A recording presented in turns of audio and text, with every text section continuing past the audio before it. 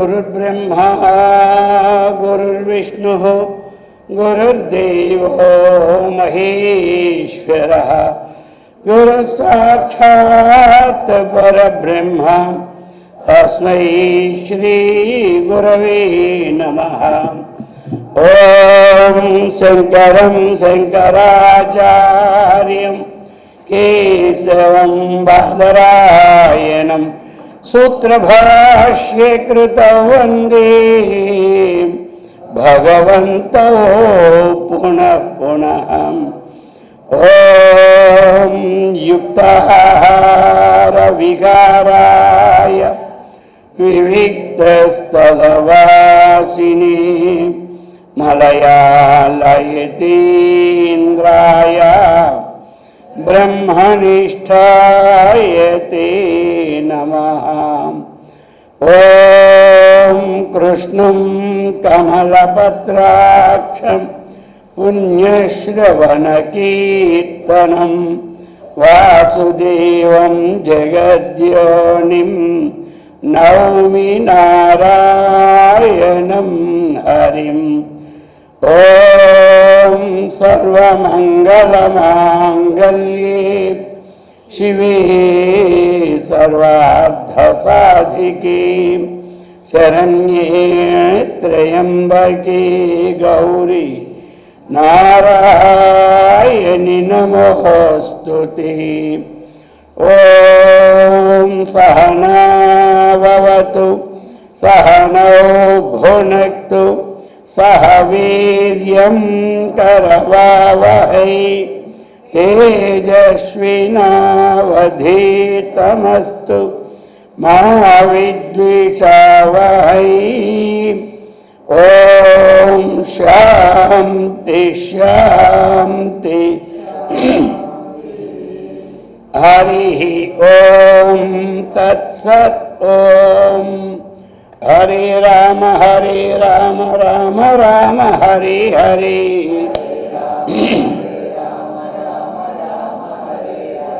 हरे कृष्ण कृष्ण कृष्ण हरे हरे।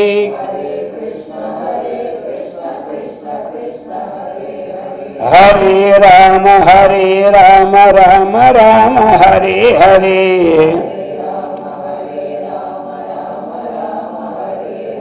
हरे कृष्ण कृष्ण कृष्ण हरे हरे।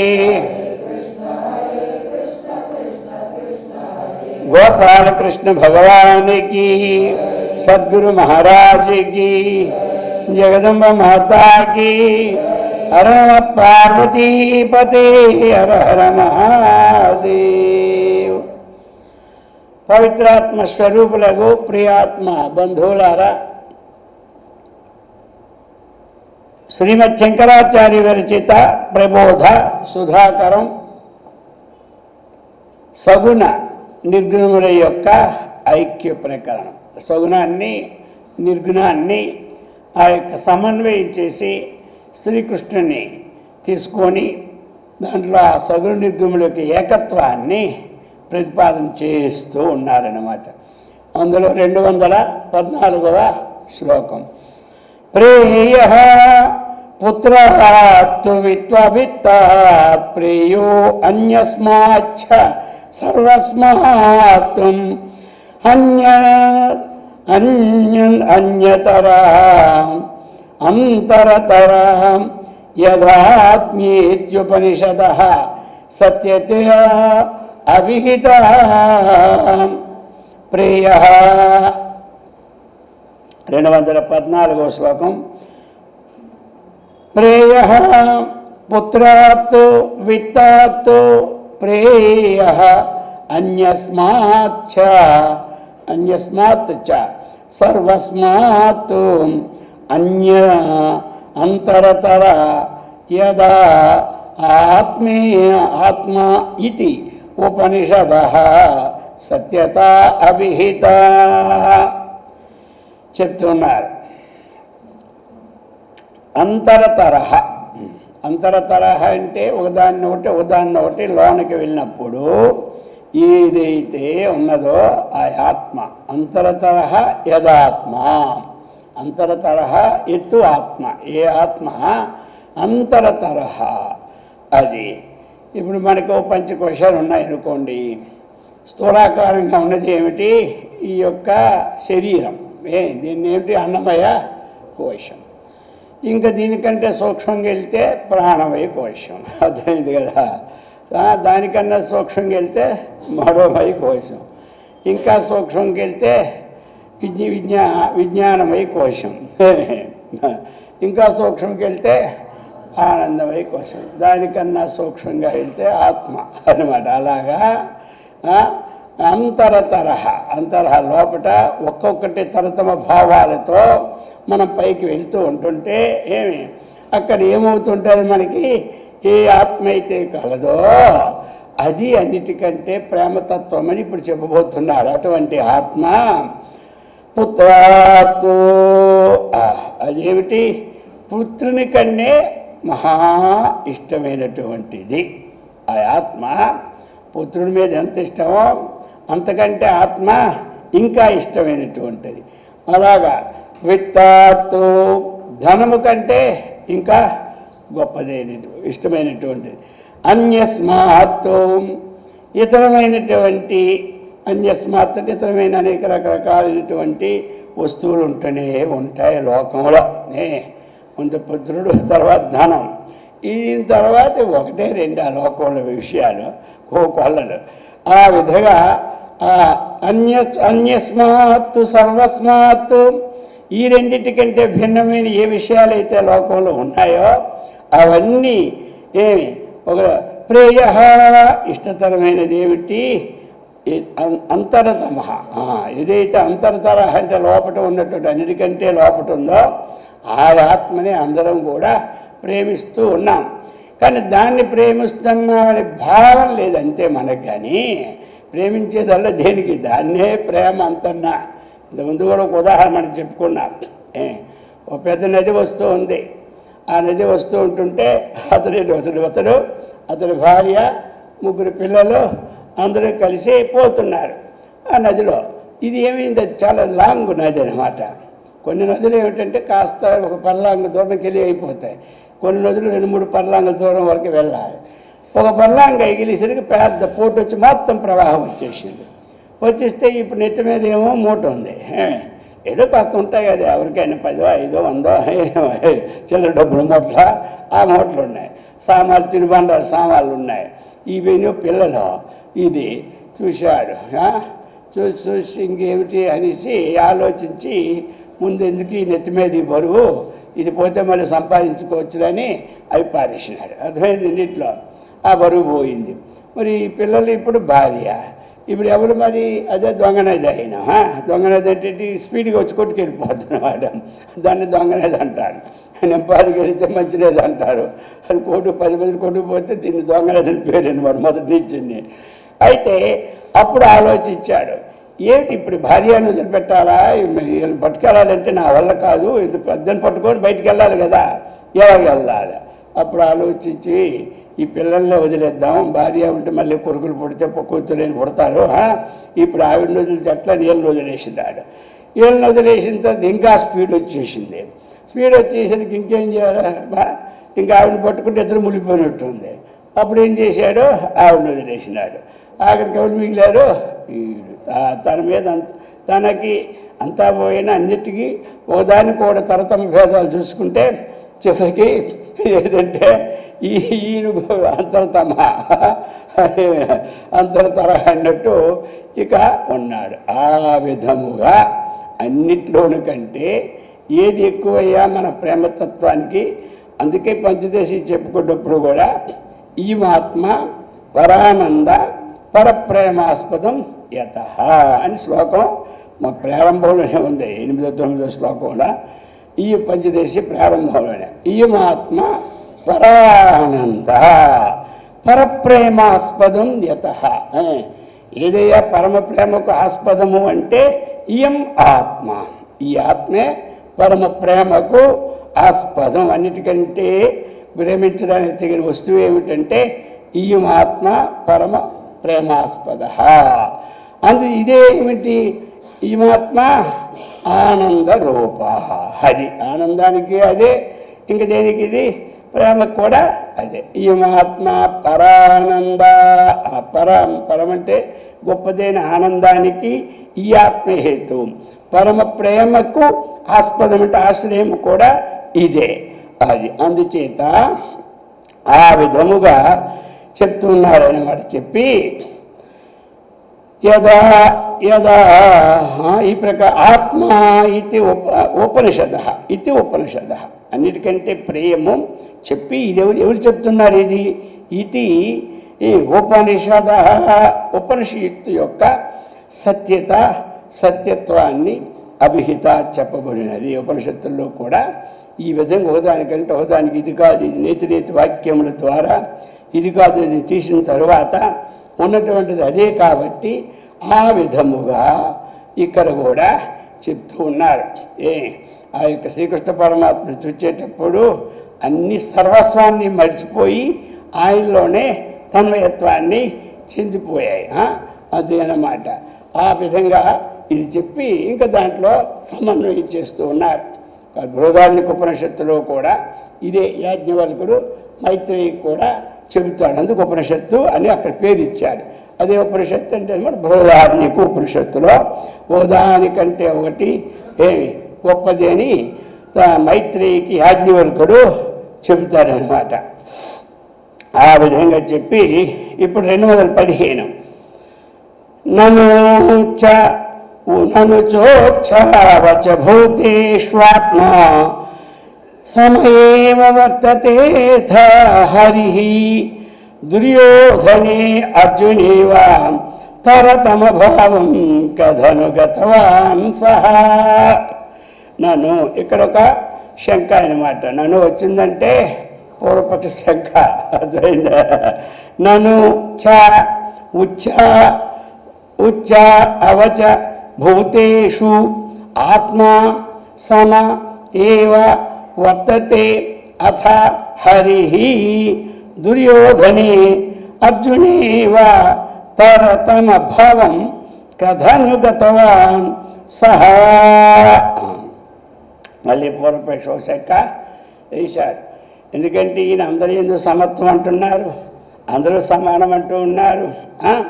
ఈయన ఎందుకు పరమాత్మ ఎలా సమానుడో కృష్ణ పరమాత్మ కూడా అంతే, అందులో భేదం లేదని సిద్ధాంతం చెబుతున్నారు. అలాగే అయితే నన్ను ఇంకొక విషయం అయ్యా చెబుతున్నా. నన్ను అంటే అయితే ముందు చెప్పినట్లు అయితే అది అయితే ఎలా కుదురుతుంది అని అర్థం. అక్కడ ఏంటంటే అది ముందు చెప్పినట్లయితే నన్ను వచ్చిందంటే కుదరదు, అది అనమాట. నన్ను వచ్చిందంటే అర్థమైతే నువ్వు ముందు చెప్పిన ఏకత్వం అంతా ఆయన ఎందు సమానత్వం అన్ని అవి నన్ను వస్తే కుదరదు. అది అయితే ఎలా కుదరదు అడుగుతావేమో చెప్తున్నాను నేను అంటున్నాడు. అదే కదా. ఆ ప్రకారముగా ఉచ్చావచ భూతేషు అంటే ఎక్కువ తక్కువ గల జీవులు ఎందు కొంతమంది ఎక్కువ ఉంటారు, కొంతమంది తక్కువ ఉంటారు. ఉచ్చ స్థాయిలో కొంతమంది ఉంటారు, నీచ స్థాయిలో కొంతమంది ఉంటారు. నీచ అంటే తక్కువ, ఉచ్చ అంటే ఏమిటి ఎక్కువ. కాబట్టి ఆ విధంగా అన్నిట్లోనూ ఉంటారు, ఎక్కడ లేకుండా ఉంటారా. కొంతమంది ఉచ్చ అంటే రిచ్ అనమాట. దాని నుంచి ద్రాక్ష ఇక్కడ పెట్టి రీ పెట్టాడు అక్కడ ఉచ్చ రిచ్ అని. ఈ ప్రకారముగా ఉచ్చావచ భూతేషు అంటే జీవులు ఎందు ఎక్కువ తక్కువగా జీవులు ఎందు ఆత్మ సమయేవ వర్తతే అని మనకి ఉపనిషత్తులు కూడా చెప్పినాయి. ఉచ్చావచ అన్నిటి ఎందు కూడా విద్యావని సంపన్నే బ్రాహ్మణే గవిహస్తిని సునిచైవ స్వపాక్యై చ పండితాః సర్వభూతేషు చాత్మానం సర్వభూత యోమాం పశ్యత్ చెప్పాడు. సర్వభూత స్థితం యోమాం భజత్ ఏకత్వం చెప్పేశాడు. ఆత్మ అందరి యందు సమానంగా ఉంటాయి. అదే పూర్వపక్షి కూడా ఆ మొక్క చెబుతున్నాడు. ఏంటి ఏమని? అయితే నువ్వు చెప్పింది కరెక్టే, అలాగైతే కరెక్ట్ అయితే దీనివల్ల అది కాదనివాడు. నేను చెప్పేదానివల్ల అది కాదు. అదైతే ఏం చెప్పు అన్నాడు.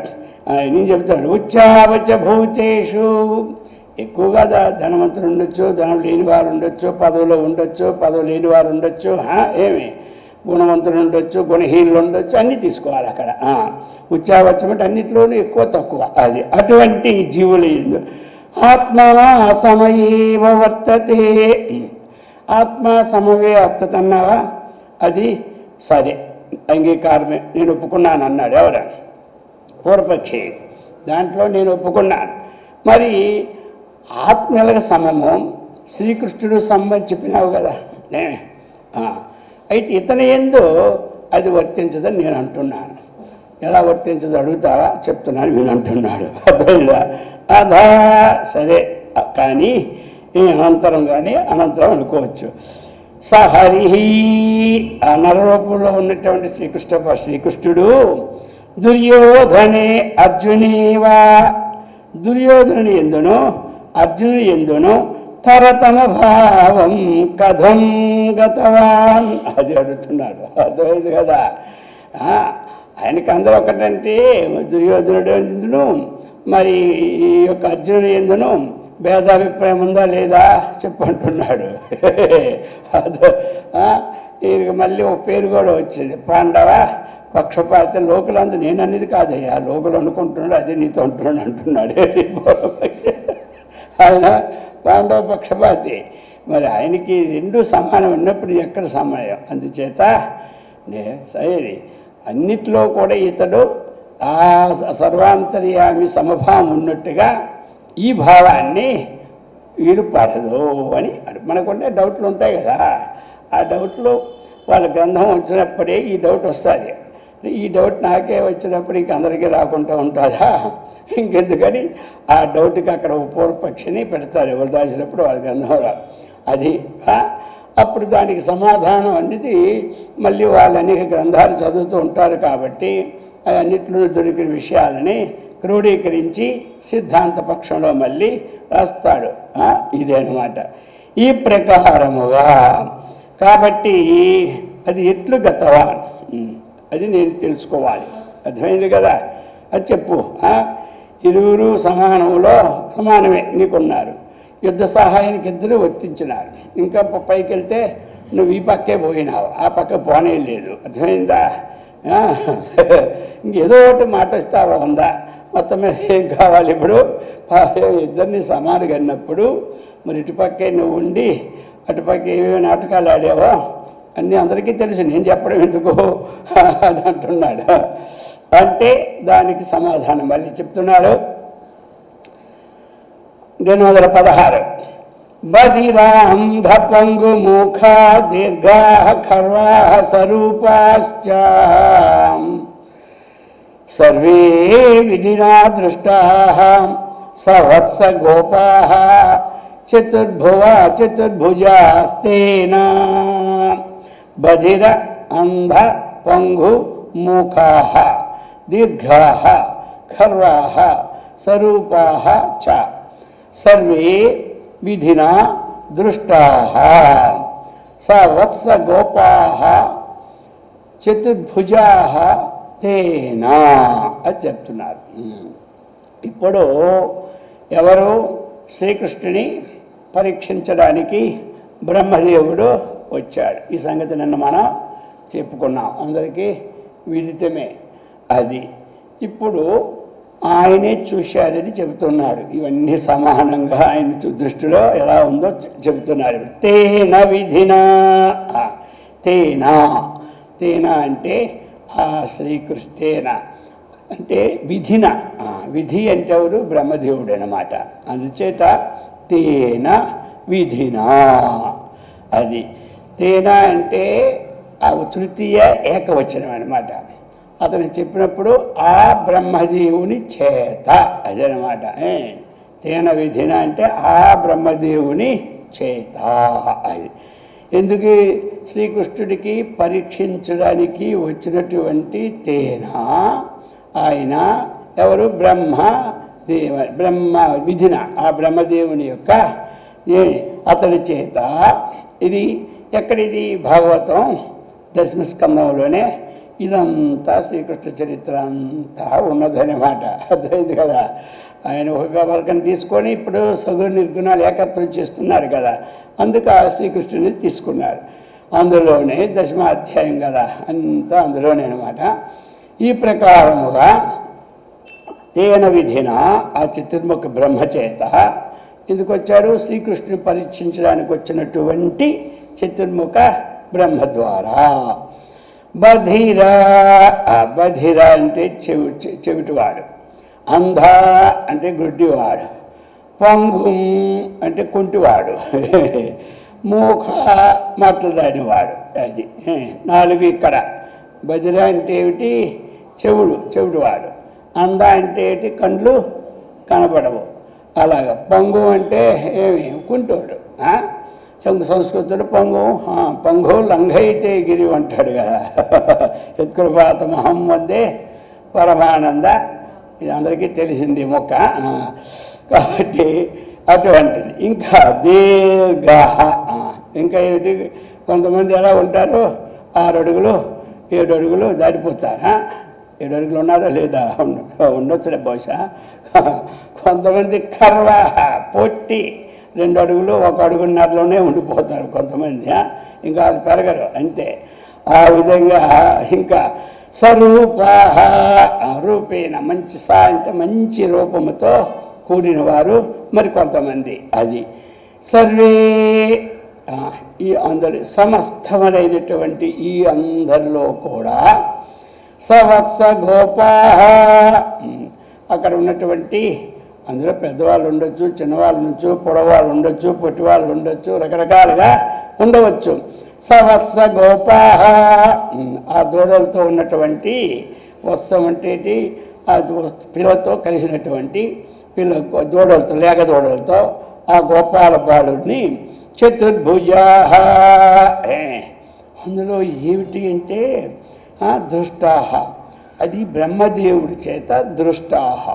ఇది బ్రహ్మదేవుని చేత తేన దృష్టాహ. తేన అంటే విధిన, బ్రహ్మదేవుడే స్వయంగా చూశాడు. ఏమిటని? వీళ్ళందరూ పొడవున్నా, పొట్టి ఉన్నా, ఎలాగున్నా, గుడ్డి వాళ్ళు ఉన్నా, కుంటి వాళ్ళు ఉన్నా, రకరకాల మనుషులు అందరూ ఉన్నా అక్కడ. అయితే అందరినీ, ప్రతి వ్యక్తిని కూడా 4 భుజాలతో కూడినటువంటి విష్ణుమూర్తిగా చూశాడు. అంటే ఎవరు? బ్రహ్మదేవుడు. అది మరి అలాగైతే మరి ఒకరిలో ఉంటాడు, ఒకరిలో ఉండడం లేదు కదా. ఆయనకి ఈ గుడ్డివాడితో నాకేం సంబంధించి మంచివాడితోనే నేను ఉండాలన్నమాట ఉన్నదా? ఇప్పుడు పూర్వపక్షికి సమాధానం చెప్తున్నాడు అనమాట. పొట్టిగా ఉన్నాడో పొడవు ఉన్నాడో అందరినీ కూడా కుబ్జాయాం కమనీయ రూపం అన్నాడు. కుబ్జికి ఏం ఉందయ్యా రూపం? కమనీయ రూపం ఉందా? లేదు. లేకపోయినా సరే ఆయన దర్శనం చేత ఆవిడ ముక్తిని పొందేసింది. ఎవరు? కుబ్జ పొట్టిగా ఉంటుంది కదా, రూపం కూడా సరిలేదు కదా. అయినా సరే ఆయన దివ్యానుగ్రహం చేత చక్కనైనటువంటి ముక్తిని పొందేసింది. అందుచేత ఇక్కడ చెప్తూ ఉన్నారు. ఈ ప్రకారముగా చూసిన వారు ఎవరు? పోని చతుర్ముఖ బ్రహ్మే చూశాడు. ప్రతి ఒక్క వ్యక్తిని, ఆ యొక్క దూడలను కూడా చతుర్భుజాలతో ఉన్నటువంటి విష్ణుమూర్తే అయి ఉన్నాడు. ఇది పరీక్షించడానికి వచ్చాడు, ఆయన చూశాడు. మరి ఇన్నిగా రూపాలుగా భాషించినప్పుడు తక్కువ ఎక్కువ ఉంటే తక్కువలోని భగవంతుడు ఉంటాడు, ఎక్కువలో భగవంతుడు ఉండడనమాట లేనే లేదు. మరి ఆయన మాత్రం పొట్టిగా వామనావతారం ఎత్తలేదా? అర్థమైందా? రకరకాల పందావతారం ఎత్తలేదా? నరసింహావతారం ఎత్తలేదా? చేప అవతారం ఎత్తలేదా?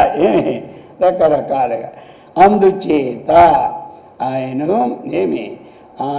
ఒకరి ఎందుండి ఒకరి పక్షపాతం అన్నది అనడానికి వీలు లేదు.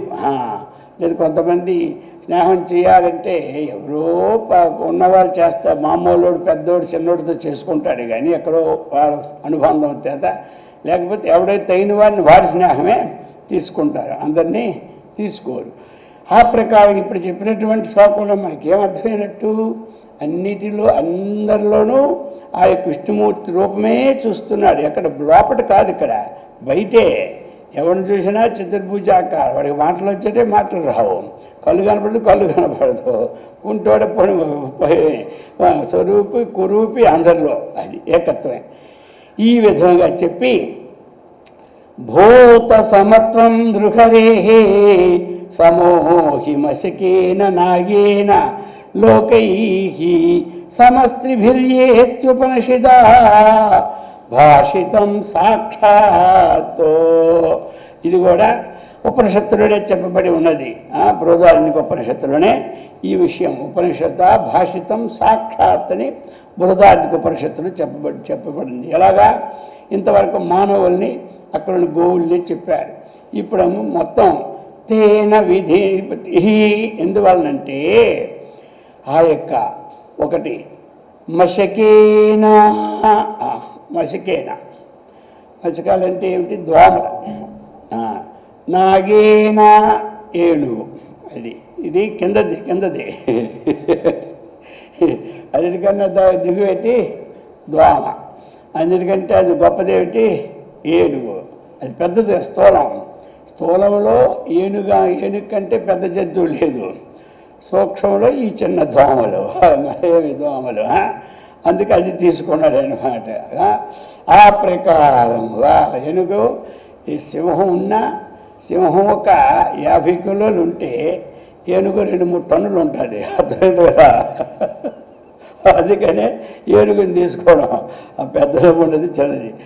ఆ విధంగా మశకేన దోమలో, నాగేన నాగం అంటే ఏనుగు, వీని శరీరములు అల్ప అధికత్వ శరీరములు భేదం ఉంది, కానీ ఈయన మాత్రం అందులోనే ఉన్నాడు, ఇందులో ఉన్నాడు.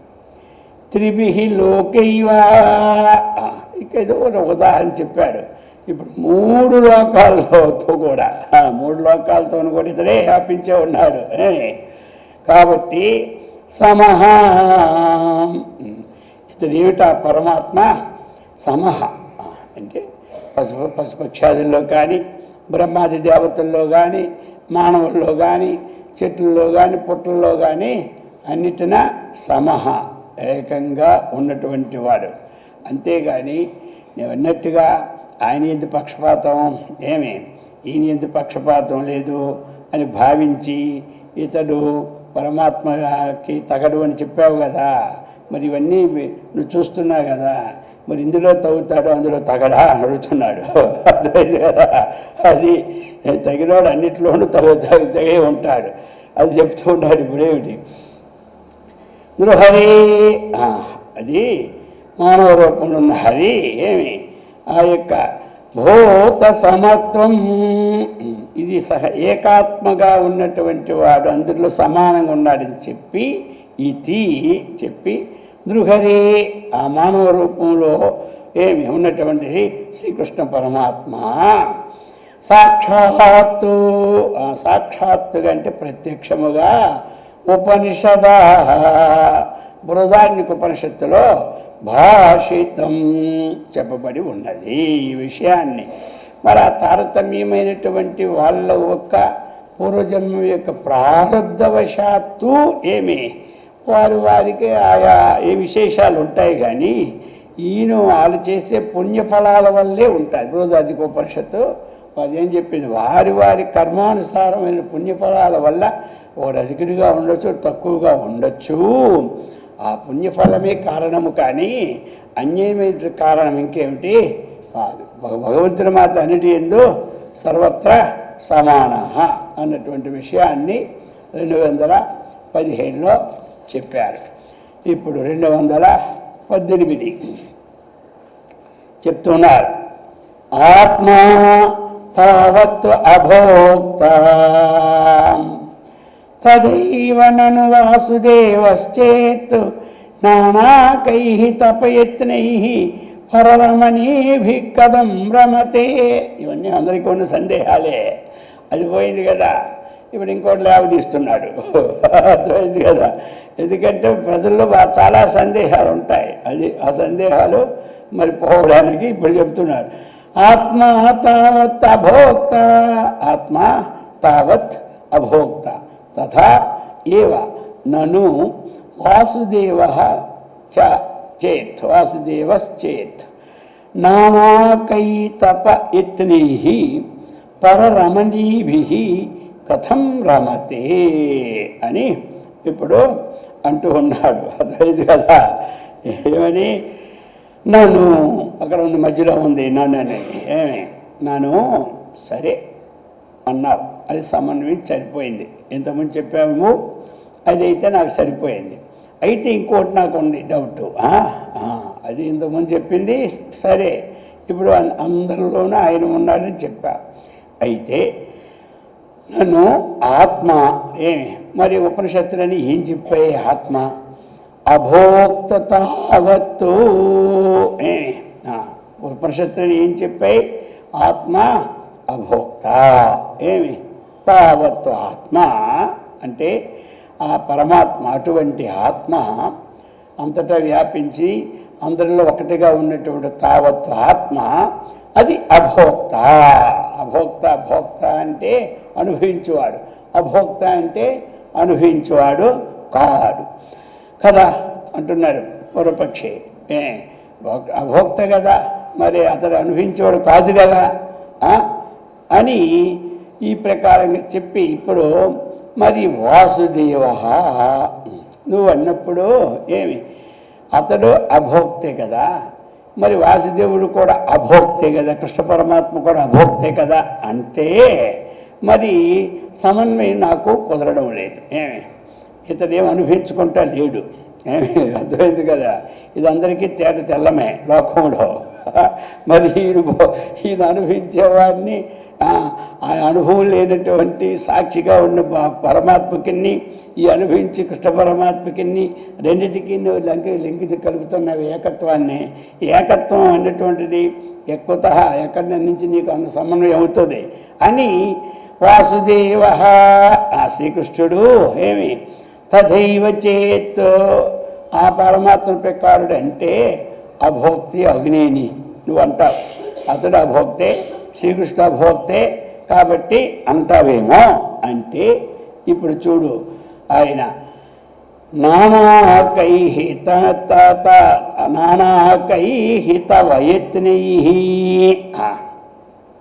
కాబట్టి నానాకైతవ యత్నైః అంటే ఏమిటి? కైతవం అంటే ఏమిటి? మాయలు అనేకమైనటువంటి మాయోపాయముల చేత ఏం చేశాడు? పరమరమణీభి ఆ పరులు భార్యలు ఏమి సుందరులతో కథం ఎట్లు రమతే క్రీడించను. ఇది ఏమి క్రీడింపకూడదు కదా గోపికలతో. మరి గోపికలతో క్రీడించినప్పుడు అంటే ఆడుకోవడం పాడుకోవడం ఏదో ఒకటి క్రీడించినప్పుడు మరి అభోక్త ఎలాగవుతాడు కృష్ణుడు? ఇప్పుడు రెండింటికి సమన్వయం చేస్తున్నాడు కదా. సగుణ నిర్గుణ బ్రహ్మలకి ఏకత్వ ప్రతిపాదన కదా ఇది. అందుచేత అభోక్త ఎలాగవుతాడు? అందుచేత అది ఆక్షేపం. అభోక్త కాడు అన్నటువంటి ఆక్షేపం. దానికి మళ్ళీ ఇందులో ఉన్నటువంటిది ఏమిటి? రెండే మొక్కలు. ఆత్మ తావత్తు ఆత్మ, అటువంటి ఆత్మ ఏమి తథైవ భోక్త అభోక్త. ఆత్మ ఎప్పుడు భోక్త. అయితే ఆ ప్రకారముగా శ్రీకృష్ణుడు కూడా అభోక్త అవుతాడు అనుకుందాం మనం. మీరు అన్నట్టు నేను ఒప్పుకుంటాను. కానీ తర్వాత ఆయన చర్యలు చూస్తే ఆయన భోక్తగానే నాకు గోచరిస్తున్నాడు కానీ అభోక్తగా గోచరించండి. అది ఎందుకు? నానా కైతవ యత్నైః ఆ రకరకాలైన మాయలు చేసి శ్రీకృష్ణ మాయ అంటారు కదా. ఈయనేమంటారు? మాయామానుష విగ్రహం అంటే లీలామానుష విగ్రహం. లీలంటేనే మాయలు. అర్థమైందా? ఆయన మాయా మానుష విగ్రహుడు, ఈ లీలా మానుష విగ్రహుడు. ఆ ప్రకారముగా ఇటువంటి రకరకాలైన మాయలు చేసి పరరమణీభి ఇతరమైన స్త్రీల ద్వారాగా కథం రమతే ఎందుకు అని అడిగాడు. అది దాన్ని ఇప్పుడు సమాధానం చెప్పబోతూ ఉన్నాడు. 219 సుందరమభినవరూపం కృష్ణం దృష్ట్వా విమోహితాః గోప్యః తమభిలషంత్యో మనసా కామాద్విరహ వ్యథాం ప్రాపుః. సుందరం అభినవరూపం కృష్ణం దృష్ట్వా విమోహితాః గోప్యః తం అభిలషంత్యః మనసా కామాత్ విరహ వ్యథాం ప్రాపుః చెప్పారు. అభినవ రూపం, అభినవ రూపం అన్నమాట. అభినవుడు అంటే ఏమిటి? గొప్పగా నవనవోన్మేషం అంటారు. నవ ఉన్మేషం అంటే ఏమిటి? గొప్ప కొత్తగా అప్పుడే దిగొచ్చి ఉంటాయి. కొన్ని వస్తువులు ఎలా ఉంటాయి, అవి తలతల మెచ్చిపోతుంటాయి. 4 రోజులు పోతే ఏమవుతాయి, తెచ్చి మన ఇంట్లో పెట్టామంటే అయిపోయింది దాని పని. అదే ఆ షాప్కి వెళ్తే మెల్లమెల్ల మర్చిపోతుండే ఈ అద్దాలతో తలగా. దాన్ని ఏమంటారు? నవ అది అన్నమాట. అలాగే ఉన్మేషణం, మంచి కళ్ళు మూసుకొని ఉండడం అలాగా. ఉన్మేషణం అంటే కళ్ళు చక్కగా చూస్తూ ఉండడం. కళ్ళు మూసుకుంటే ఏమొస్తుంది, నిద్రపోయిన అనుకుంటారు ఎవరైనా. అలా కాకుండా నవ ఉన్మేషం ఎలా ఉంటాడు? మంచి యౌవనములో ఉన్నాడు ఎవరు? శ్రీకృష్ణుడు. కాబట్టి అటువంటి వాడు విశేషం అన్నమాట అది కృష్ణుడికి. రెండవది సుందరం, అభినవ రూపం ఒకటి, అర్థమైందా? రెండవది ఏమిటి? సుందరం అన్నమాట, మంచి అందమైన వాడు. శ్రీకృష్ణుడు ఎంత అందం అంటే ఆయన అందానికి ఎవరు సరిసాలనమాట. అది ఆయనేమో పూసా మోహన రూపాయి అని ఆయనకి పేరు. పురుషులే మోహిస్తారని, అర్థమైందే. ఈయన ఇంకా ఈయనున్న నలుపులో ఇంక అందమైన వాళ్ళు ఈయనే సాటి అనమాట. రామరావణ యుద్ధము వాళ్ళిద్దరికే సాటి అన్నట్టు ఈయన అందానికి ఈయనే సాటి. అందుచేత సుందరం అందమైన వాడు. కృష్ణం శ్రీకృష్ణుని దృష్ట్వా అక్కడ దృష్ట్వా ఎవరు? గోప్య దృష్ట్వా అభినవ రూపమైనటువంటి వాడు, సుందరమైన వాటి శ్రీకృష్ణుని గోప్య దృష్ట్వా విమోహితాః ఆయన చూసి గోపికలందరూ మోహితాః అనుకుంటా విమోహితాః అన్నారు. ఏమిటి? మిక్కిలి వ్యామోహాన్ని పొందినవారు. తమ్ అంటే శ్రీకృష్ణుని ఏమి? కామాతు కోరిక వలన, మనసారా అభిలిషంత్యః ఈయన భర్తగా అయితే ఎంత బాగుండిపోను కదా అని కోరుకున్నావు, మనసులో ఉన్నది అంతే. అయితే అప్పుడు విరహ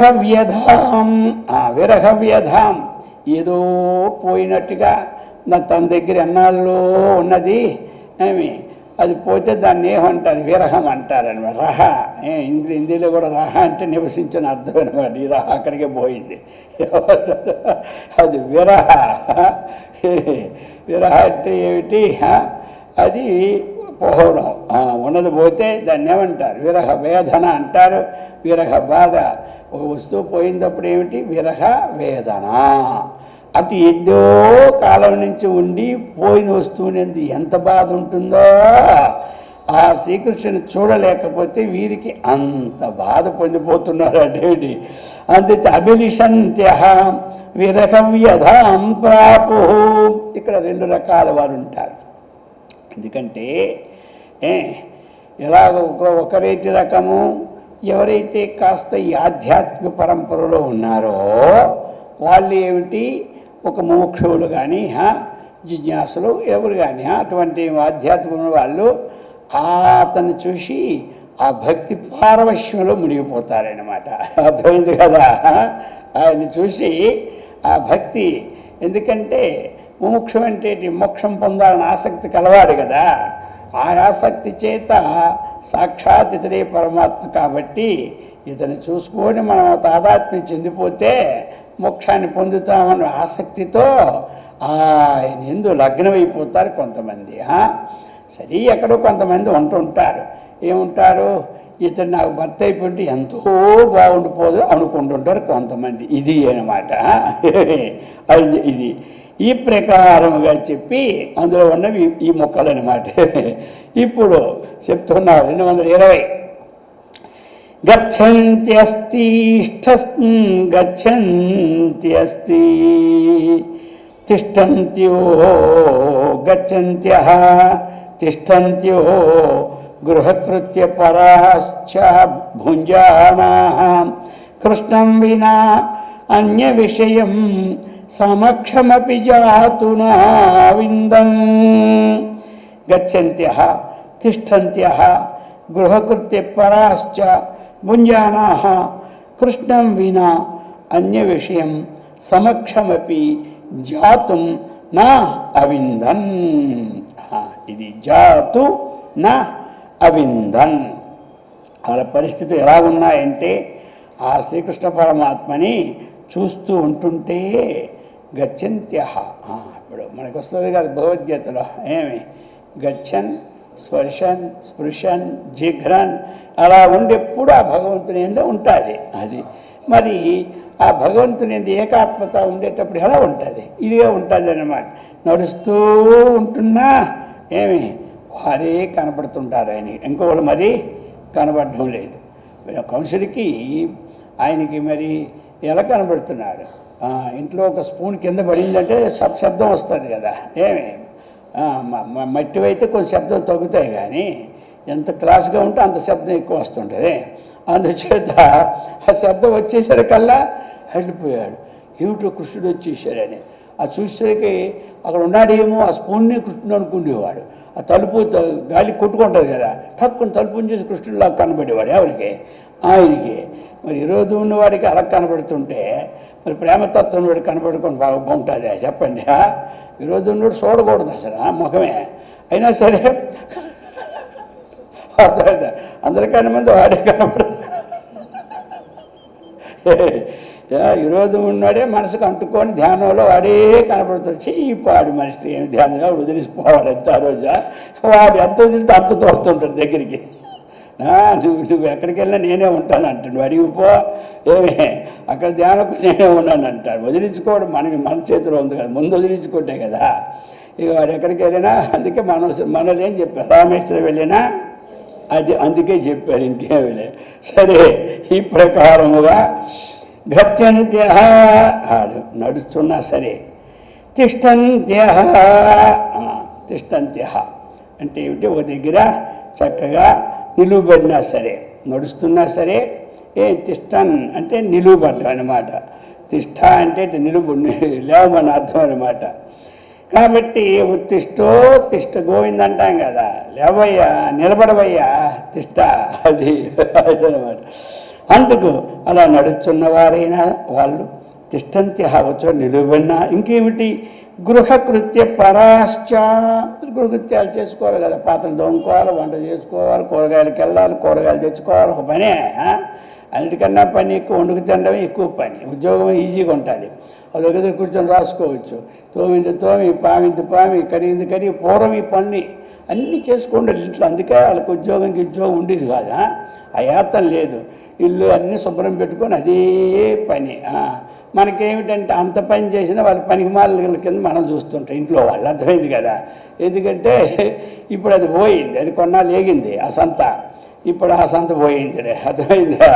ఇప్పుడు ఎల్లప్పుడూ ఒకరికి కిందనుంటే అందుకే కాలానుకూలముగా రాజే కింకరుడగున్ కింకరుడే రాజగున్ కాలానుకూలముగా.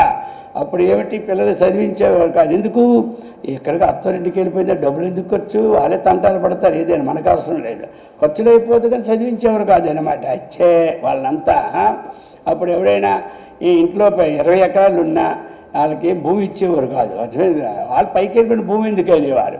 అదంతా మళ్ళీ భగవంతుడు ఇప్పుడు మార్చేశాడు. ఇంక ఇదంతా కొన్నాళ్ళు అది అయింది, ఇప్పుడు ఆపోజిట్ చేస్తే కానీ బుద్ధి రాదు వాళ్ళకి అని చెప్పి ఇప్పుడు ఇంకే మనం చెప్పక్కర్లే.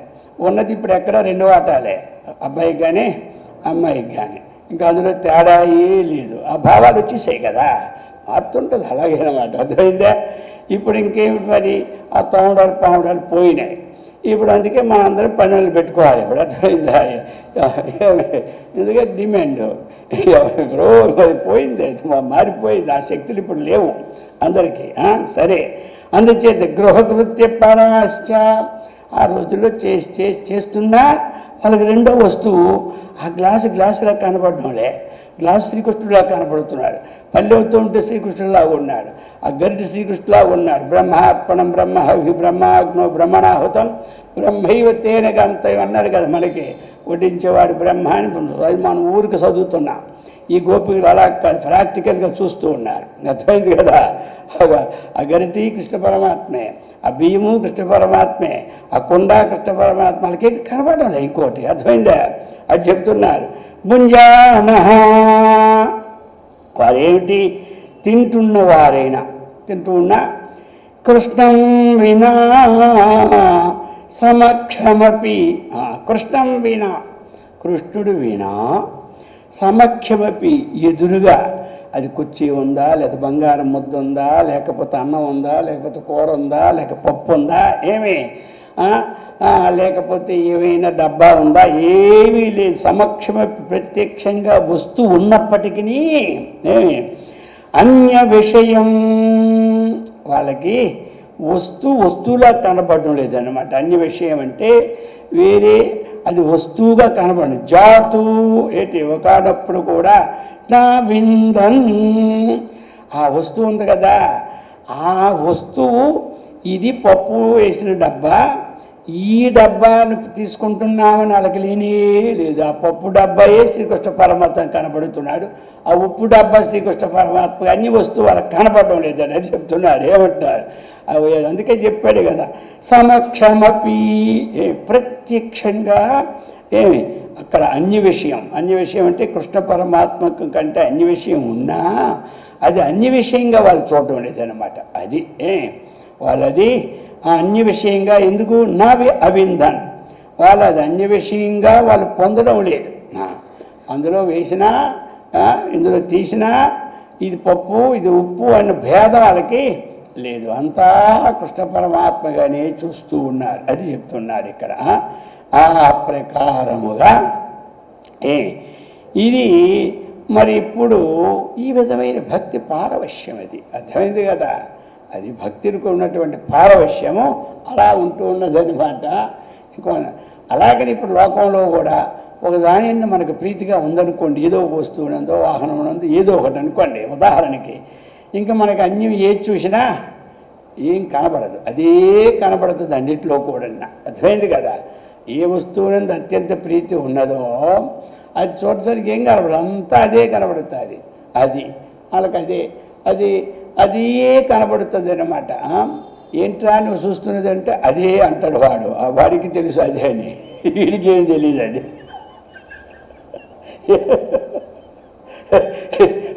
వాడికే తెలుసు, వీడికేం తెలియదు కదా వచ్చింది కూడా.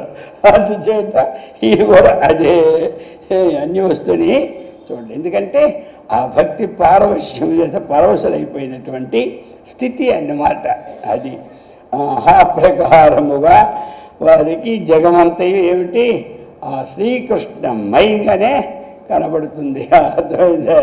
అదంతా జగమంతా కూడా మరి ఎదురుగా ఉన్న వస్తువు వారికి ఆ వస్తువు ఇది వస్తువు అనే కనపడడం లేదు. అది కృష్ణుడి కంటే అన్యంగా వారు ఎప్పుడు ఆ వస్తువుని అవిందన్ పొందలేదు వాళ్ళు. అర్థమైంది కదా. అది చెప్తున్నారు అనమాట. అందుచేత ఈ ప్రకారముగా మరి ఆ వస్తువే కనబడకపోతే ఎదురుగా ఉండే కనబడకపోతే అది వస్తువు రూపంగా ఎదురుగా ఉండుస్తూ కనబడిపోతే దూరంగా ఉండవని కనబడతాయి. అవి శ్రీకృష్ణుడు రూపంగానే కనబడుతూ ఉంటుంటాయి. అది చెప్తున్నారు. ఈ ప్రకారముగా చెప్పి ఇప్పుడు 221 చెప్తున్నారు. దుస్సహ విరహ భ్రాంత్యా స్వపతీన్ దదృశు తరూన్ నరాంచ పశూన్ హరిరయమితి సుప్రీతా సరభస మాలింగయాంచక్రుః.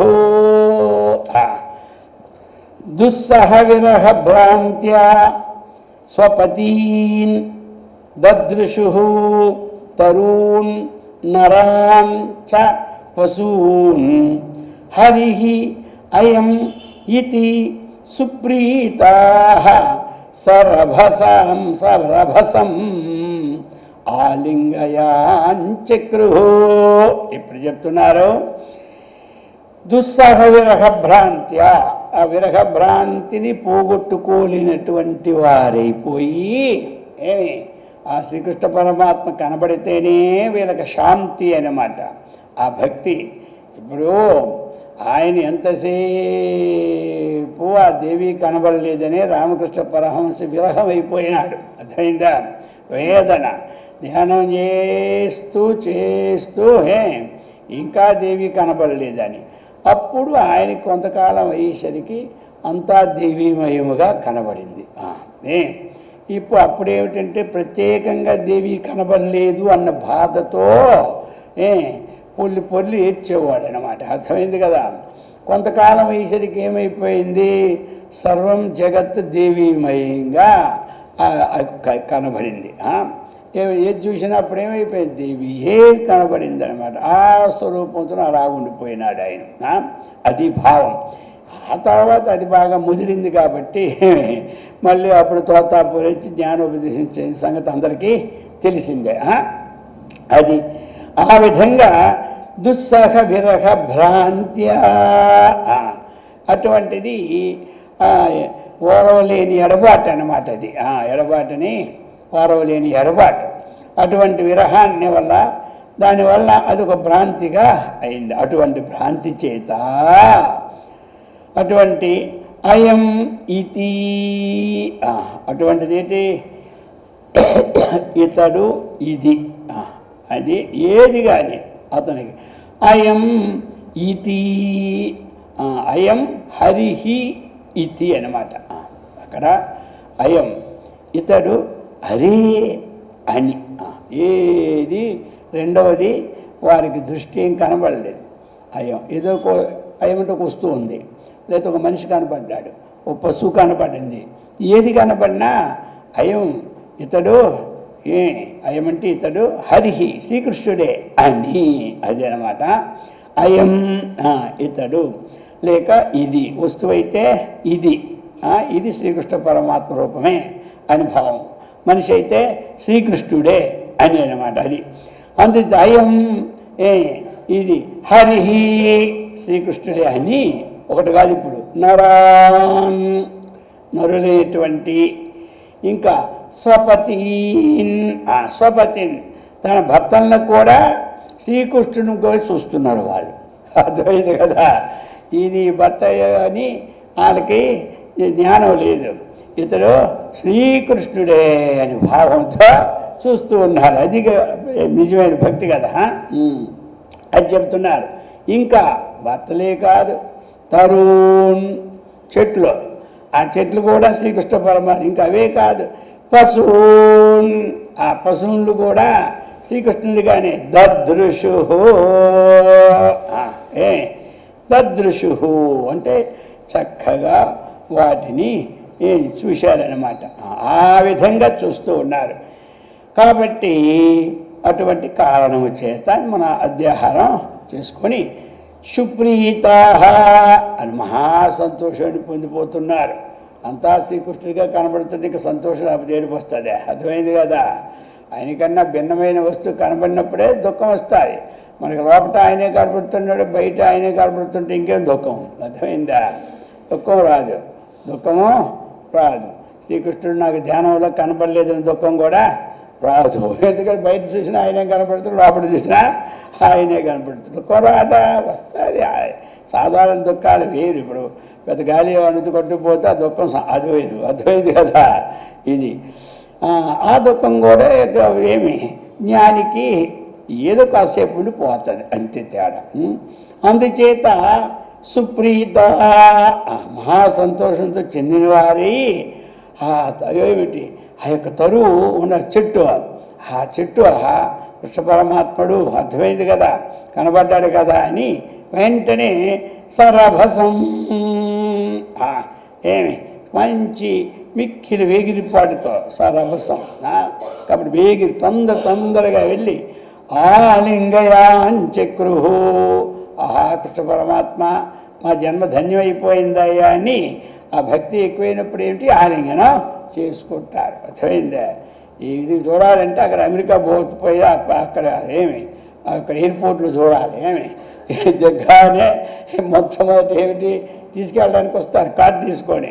వాళ్ళ ఫస్ట్ పాయింట్ ఏమిటంటే వాళ్ళు అలాగా అక్కడ బయటకు వస్తారు, ఈ కార్డు తీసుకెళ్తారు. ముందు వాళ్ళు చేసుకునేది ఏమిటో అంత ప్రేమ ఆలింగనం అనమాట. అది ఆ ఆలింగనం మన దేశంలో తీసుకుంటే ఏమిటిరా వీడికి మధ్యలేదు అనుకుంటామని మనం అనుకుంటాం. అర్థమైంది కదా? వాళ్ళ భార్య భర్త తమ్ముడు కొడుకు అని కాదు, వాళ్ళ తండ్రి ఆవిని కొడుకు ఆవిని భార్య ఆవిని స్నేహితుడు ఆవిని, వాళ్ళకి అధిభేదం లేదు. అర్థమైందా? వాళ్ళు వెంటనే దిగిన వెంటనే నేను చూస్తుంటాను కదా, ఆ దిగిరాకు వచ్చిన ముందు ఆలింగనం చేసుకొని తర్వాత సామాన్ తీసుకెళ్తారు. ఇది అక్కడ అలవాటు. ఆ ప్రేమాస్పదం అన్ని కురిపిస్తున్నారు వాళ్ళు. అర్థమైందా? వాళ్ళు వచ్చిన వాడు భార్య కావచ్చు, లేకపోతే తమ్ముడు కావచ్చు, కొడుకు కావచ్చు, లేదా తాత కావచ్చు, లేదా తండ్రి కావచ్చు, స్నేహితుడు కావచ్చు, ఆ భేదం ఏమీ లేదు. అలాగని ఇక్కడ ఏం చేస్తున్నారు వీళ్ళు, అదంతా చెట్లను చూసి శ్రీకృష్ణ గబాల్ నా చెట్టు దగ్గరికి వెళ్ళి కృష్ణ పరమాత్మ ఇప్పుడు దొరికే కదయ్యా హాయిగా నీ యొక్క ముఖాలను చూస్తున్నాం కాదు, నీకు సంతోషపడిపోతున్నారు. అది అన్నమాట సరభసాం. అటువంటి అది ఎలాంటిది ఏమిట్రా నువ్వు రభస్ చేస్తున్నావు అంటారు ఇంట్లో. రభస్ అంటే ఏంటి? తొందరగా జిందిరిగా ఏమంటారా, ఇటు అటు పెట్టి తొందరగా అల్లకల్లుడు చేస్తే ఏమంటారు? దాన్ని రభస అంటారు. తెలుగులో ఏమంటారు? రభస. అలాగే వీళ్ళు ఏంటంటే ఆ చెట్లో చూస్తారు కృష్ణ పరమాత్మ కదా, ఆ మిక్కిలి వేగంతో అనమాట ఎప్పుడు ఆయన పాదాలు పట్టుకుంటాం అన్నటువంటి దాంతో వీళ్ళు వెళ్ళి ఆలింగనయా చక్రుహు అది అనమాట. అది ఒక పద్ధతి కదా, అది ఆ ప్రకారముగా చెప్పుకొచ్చారు. కాబట్టి ఈ విధంగా ఇది మనకి ఇప్పుడు ఏమిటి ఆ సగుణ బ్రహ్మానికి ఈ యొక్క ఈ నిర్గుణ బ్రహ్మమైన స్వరూపానికి ఏకత్వత ఇప్పుడు కలుపుతూ ఉన్నారు. ఇవన్నిటితో మనకి ఒక్కొక్క ఉదాహరణతో ఒక్కొక్క ఇది ఆ భక్తి తారతమ్యవాన్ని, అందుకే దీనికి సగు నిర్గుణ యొక్క ఐక్య ప్రకరణం అని చెప్పారు. కాబట్టి అటువంటి చక్రయుడి భక్తిని మనకి ఆ పరమాత్మ చక్కగా అందరికీ అమ్మవారు శ్రీకృష్ణ పరమాత్మ సత్కర్మనిష్టను, భగవద్భక్తిని, ఆత్మవిజ్ఞాన సంపత్తిని, ఆయురారోగ్య ఐశ్వర్యాన్ని కూడా చక్కగా ఇచ్చి సదా రక్షించుగాక. ఓం సహనాభవతు సహనౌ భునక్తు సహ వీర్యం కరవావహై తేజస్వినావధీతమస్తు మా విద్విషావహై. ఓం శాంతి శాంతి శాంతి. హరి ఓం.